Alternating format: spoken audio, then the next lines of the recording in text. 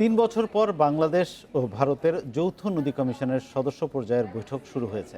প্রথম দিনের বৈঠকে গঙ্গার পানি চুক্তি বাস্তবায়ন নিয়ে আলোচনার পাশাপাশি গোমতী, ধরলা, দুধকুমার, মুহুরী, খোয়াই এবং মনু নদীর পানি প্রবাহ নিয়ে আলোচনা হয়েছে।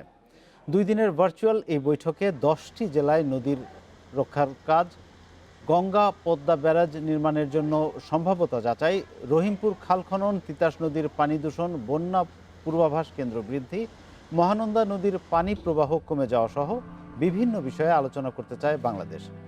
১০ জেলায় ১৫টি অভিন্ন নদীর তীর সংরক্ষণের প্রকল্প হাতে নিয়েছে বাংলাদেশ। এর একটি তালিকাও ভারতকে দেয়া হবে। অন্যদিকে আত্রাই পুনর্ভাবা ও ট্যাঙ্গন নদীর পানি কমে যাওয়া, ফেনী নদীর ১.৮২ কিউসেক পানি উত্তোলন এবং মাথাভাঙা চূর্ণী নদীর পানি দূষণ নিয়ে কথা বলতে চায় ভারত।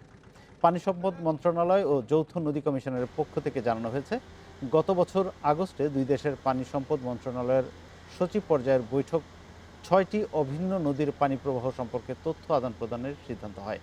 গেল ১৭ ডিসেম্বর বাংলাদেশ এবং ভারতের প্রধানমন্ত্রী পর্যায়ের ভার্চুয়াল বৈঠকে ৬টি অভিন্ন নদীর পানি বণ্টনে দ্রুত সিদ্ধান্তে আসার তাগিদ দেন দুই নেতা।